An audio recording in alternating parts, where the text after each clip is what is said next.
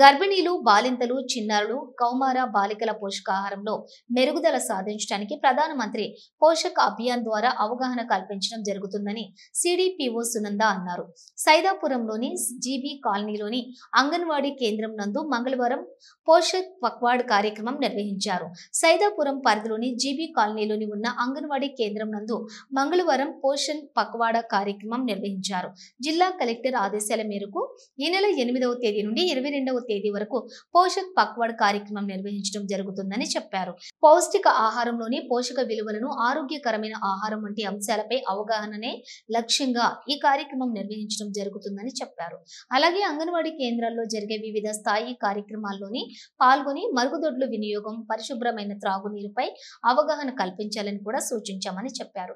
ఈ కార్యక్రమంలోని అంగన్వాడీ సూపర్వైజర్ మరియు అంగన్వాడీ కార్యకర్తలు పాల్గొన్నారు.